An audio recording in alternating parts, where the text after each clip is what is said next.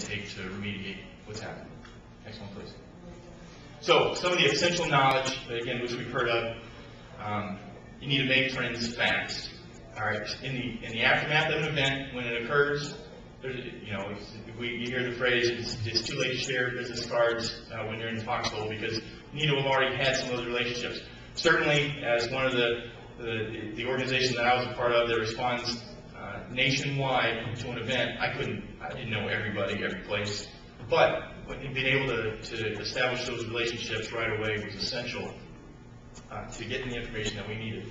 The key friends as part of the infrastructure network, if you're not familiar with some of these positions, these are the folks that really have the information that's necessary.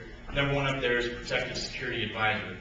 If you're not familiar, this is a Department of Homeland Security representative positioned in almost every state, or they might be in every state by now and then some, where they help represent the federal critical infrastructure and key resources. They have the database, and they help forge those relationships and information sharing so that the federal government is aware of what's happening.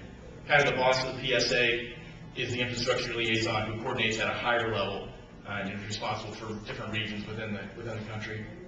It's also important to know the state coordinating officer who's going to represent the state and the important information that they have and their priorities. Because really, if we're responding to an event, while we may have a Department of Defense asset there, whether it's a hospital, maybe not a DoD hospital, not necessarily located on an installation, maybe it's where we keep our anthrax vaccinations, or maybe it is just a military installation.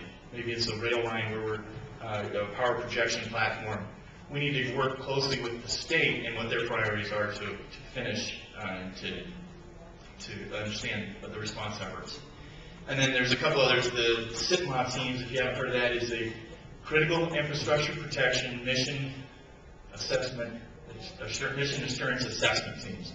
These are National Guard teams. I believe there's only 2 now. There used to be 3. They go out and they do critical infrastructure assessments for the private sector. The purpose is they do it with DHS to do the assessment, so they understand where their vulnerabilities are, because a lot of these organizations, and when I say the private sector, this is on behalf of the Defense Contract Management Agency, as they're through the contracts. They can't require them to do this, but it's a good way to kind of have the information and to work closely with them as they're doing the assessments around the country. And then InfraGuard is another organization which, if you're not familiar with, is an FBI-sponsored critical infrastructure information sharing that are done not regionally, by some major metropolitan areas. Again, an information sharing collaboration network that's critical. I found that me being a DoD person as a part of these the meetings, and even I participated in some of their exercises in a very low-key way, but it was just helpful to have that information, and that's how you make friends fast before the incident occurs. I'll give a little plug. There's 73 groups around the country that belong to InfraGuard. We're all private companies. Every member is vetted by the FBI. A basic vet. I wouldn't trust anything. anything. Yeah, but it's a basic vet. Yeah. Right now, there's 41,000 members of us in InfraGuard. Yeah. Okay. So we got some supporters out there. Right. Members. We got members. Yeah. We got members. Good deal. Beyond making friends, some of the databases that are available to have for critical infrastructure response, ACAMS. If you're not familiar with that, is anybody familiar with ACAMS? Have you heard of this? Yes. All right. This is an initiative launched by DHS, the Automated Critical Asset Management System. It really started out in Los Angeles, but it's where the private sector, not necessarily just private sector, but private and or public sector organizations or institutions, it can be, Brown Elementary School, or it can be Northrop Grumman. They provide their information into a database that is shared and is protected under the Protected Critical Infrastructure Information.